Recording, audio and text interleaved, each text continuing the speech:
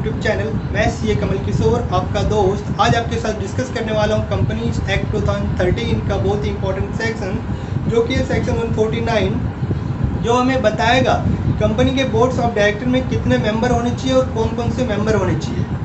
तो let's start section 149। Section 149 कहता है कंपनी में only and only individual can be a director, सिर्फ और सिर्फ इंडिविजुअल ही हो सकते हैं बोर्ड ऑफ डायरेक्टर्स में। नेक्स्ट देखते हैं मिनिमम नंबर ऑफ डायरेक्टर, कितने कम से कम कितने डायरेक्टर होने चाहिए, जो जरूरी है वो होने ही होने चाहिए।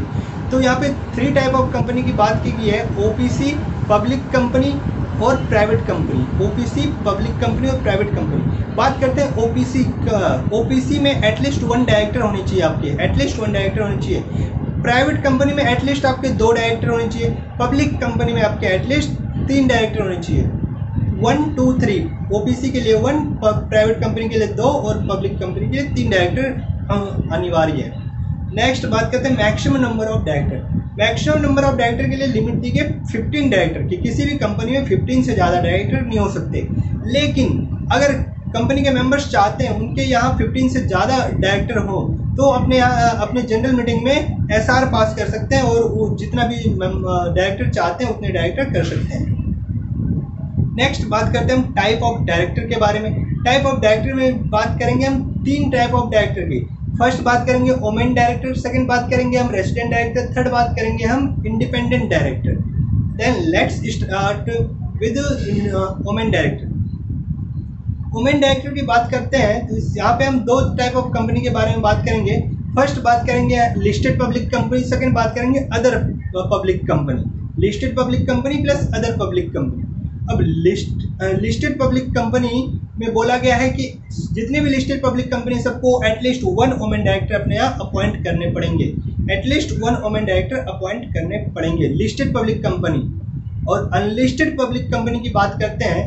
अनलिस्टेड पब्लिक कंपनी में बोला गया है 2 लिमिट दिया गया, वहाँ पे 2 लिमिट में से अगर कोई सा भी कंपनी क्रॉस कर जाती है तो उस केस में उसको अपने यहाँ एक एटलीस्ट 1 वुमेन डायरेक्टर अपॉइंट करने पड़ेंगे। वुमेन डायरेक्टर कितने होनी चाहिए कंपनी में? एटलीस्ट 1, चाहे वो लिस्टेड हो चाहे अनलिस्टेड हो। लिस्टेड में तो सभी कंपनी को चाहिए होगा, अनलिस्टेड पब्लिक कंपनी के लिए 2 लिमिट बताई गई है। अगर दोनों लिमिट में से कोई सा भी क्रॉस करती है तभी उसको कहते हैं वुमेन डायरेक्टर अपॉइंट करने पड़ेंगे। फर्स्ट लिमिट बोला गया पेड अप शेयर कैपिटल को लेके, दूसरी लिमिट बोली गई टर्नओवर को लेके। बोला गया पेड अप शेयर कैपिटल अगर 100 करोड़ या उससे ज़्यादा है तो उसको अपने यहाँ वुमेन डायरेक्टर अपॉइंट करने पड़ेंगे। सेकंड बोला गया अगर टर्नओवर किसी कंपनी का paid up share capital 100 crore से कम है लेकिन टर्नओवर 300 करोड़ या उससे ज़्यादा हो जाता है तो उसको भी अपने यहाँ इंडिपेंडेंट डायरेक्टर अपॉइंट करने ही पड़ेंगे। ये था आपका वुमेन डायरेक्टर को लेके। अब नेक्स्ट बात करते हैं हम intermittent vacancy of the women director. Women director का ऑफिस अगर वेकेट हो जाता है किसी कारणवश तो बोर्ड ऑफ डायरेक्टर को एक नया वुमेन डायरेक्टर अपॉइंट करना पड़ेगा। इसके लिए टाइम लिमिट दिया गया है। टाइम लिमिट है नेक्स्ट बोर्ड मीटिंग या फिर 3 month from the vacation of office. जो भी बाद में आता है व्हिचएवर इज लेटर, उसमें आप बोर्ड को अपने यहाँ एक वुमेन डायरेक्टर, नया वुमेन डायरेक्टर अपॉइंट करना पड़ेगा। तो नेक्स्ट हम बात करते हैं रेसिडेंट डायरेक्टर। रेसिडेंट डायरेक्टर कौन होते हैं? पहले देखते हैं कौन सी कंपनी को रेसिडेंट डायरेक्टर की आवश्यकता होती है। बोला कि जितनी भी कंपनी है, every company shall have an resident director who stay in India more than 182 days. जो इंडिया में स्टे करते हैं 182 डेज या उससे ज़्यादा, ऐसे डायरेक्टर होने चाहिए। कौन सी कंपनी में? एवरी कंपनी, सभी कंपनी को ऐसे डायरेक्टर अपॉइंट करने पड़ेंगे जो कि इंडिया में स्टे करते हो 182 डेज से ज़्यादा हो। कितने? 182 डेज से ज़्यादा। नेक्स्ट बात करते हैं इंडिपेंडेंट डायरेक्टर्स। जब हम बात करते हैं इंडिपेंडेंट डायरेक्टर्स तो यहाँ पे पता होना चाहिए आपको इंडिपेंडेंट डायरेक्टर्स कौन होते हैं और कौन सी कंपनी को अपॉइंट करने पड़ते हैं इंडिपेंडेंट डायरेक्टर। हम सेकंड क्वेश्चन का आंसर यहाँ पे देखेंगे कि इंडिपेंडेंट डायरेक्टर कौन से कंपनी को अपॉइंट करने पड़ते हैं। फर्स्ट क्वेश्चन का जो आंसर जो है वो मैंने अलग वीडियो में बता रखा है कि इंडिपेंडेंट डायरेक्टर कौन होते हैं और वो कैसे अपॉइंट होते हैं, इसके लिए मैंने अलग वीडियो बना रखा है। अगर आपको इंडिपेंडेंट डायरेक्टर के बारे में ज़्यादा जानकारी चाहिए तो आप हमारे चैनल को सब्सक्राइब करिए, बेल आइकन दबाइए। अगर हम जब भी नेक्स्ट वीडियो कोई अपलोड करते हैं तो उसकी नोटिफिकेशन आप तक पहुँच जाएगी। और हमने जितने भी वीडियो बना रखी है कंपनी एक्ट के ऊपर या इनकम टैक्स के ऊपर, आपको अगर वो वीडियो देखनी है तो आप हमारे यूट्यूब चैनल पे जाके देख सकते हैं। हम बात कर रहे थे इंडिपेंडेंट डायरेक्टर्स के बारे में। तो इंडिपेंडेंट डायरेक्टर कौन सी कंपनी को अपॉइंट करने पड़ते हैं ये देखते हैं। तो यहाँ पे हम बात करेंगे दो टाइप ऑफ कंपनी के बारे में। एक तो public company, general public company, चाहे लिस्टेड हो चाहे अनलिस्टेड हो, कोई सी भी पब्लिक कंपनी। सेकंड हम बात करेंगे ओनली फॉर लिस्टेड कंपनी। दोनों तो public company, general public company जो कि लिस्टेड भी हो सकता है अनलिस्टेड भी हो सकता है जनरली। और एक बात करेंगे specially for listed public company, specially for listed public company के बारे में। तो आइए हम देखते हैं कि जो कि पब्लिक कंपनी है उसको एटलीस्ट 2 डायरेक्टर अपने यहाँ अपॉइंट करने पड़ेंगे। पब्लिक कंपनी जो कोई सी भी हो सकती है, लिस्टेड या अनलिस्टेड, उसको अपने यहाँ 2 इंडिपेंडेंट डायरेक्टर अपॉइंट करने पड़ेंगे।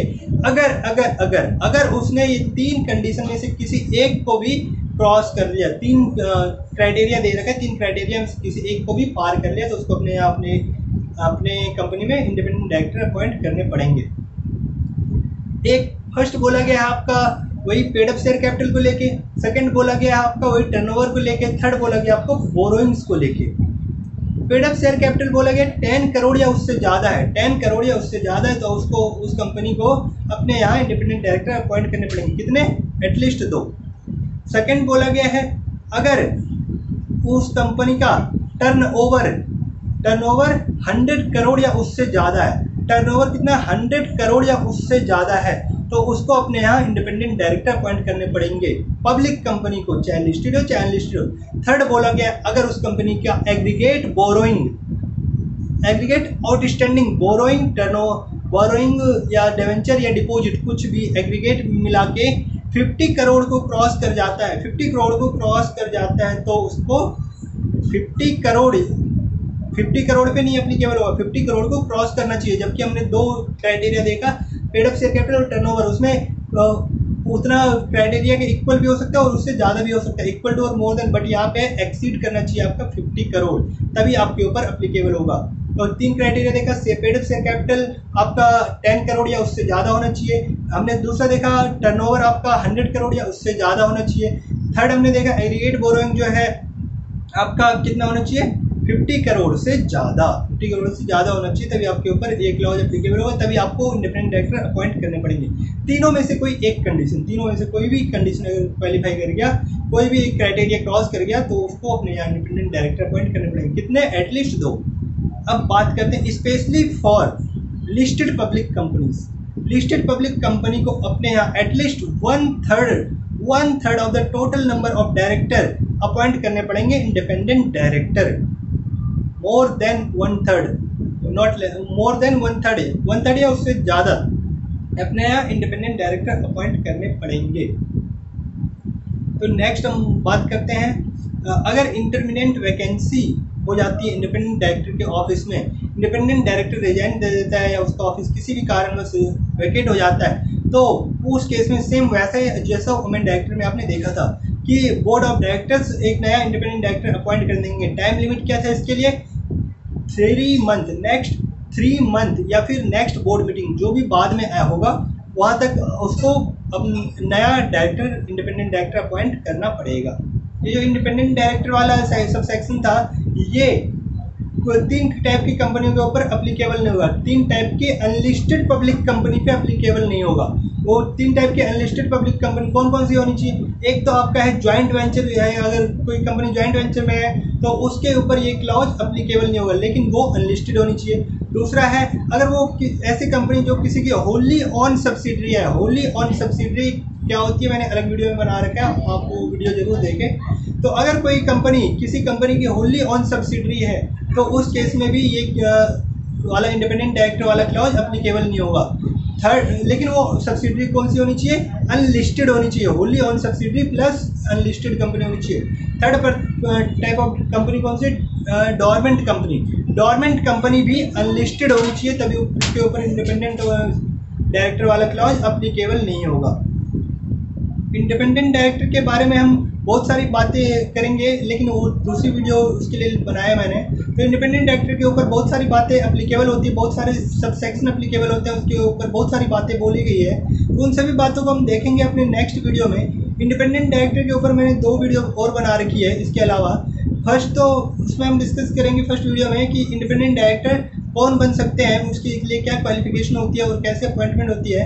सेकंड वीडियो में देखें कि इंडिपेंडेंट डायरेक्टर को कौन कौन सी बातों को ध्यान रखना पड़ता है, यानी इंडिपेंडेंट डायरेक्टर को कौन कौन से कंप्लायंस करने पड़ते हैं, जो इंडिपेंडेंट डायरेक्टर के ऊपर कौन कौन से प्रोविजन अप्लीकेबल होते हैं। तो इन सभी बातों के लिए मैंने एक अलग वीडियो बना रखी है, तो हम नेक्स्ट 2 वीडियो लेके आने वाले हैं। अगर वो आपको ऐसी वीडियो चाहिए तो आप हमारे चैनल को सब्सक्राइब करिए, लाइक करिए और बेल आइकन को दबाइए ताकि हम जब भी नई वीडियो लेके आएँ आपके लिए तो उसका नोटिफिकेशन आप तक जल्द से जल्द पहुँचे।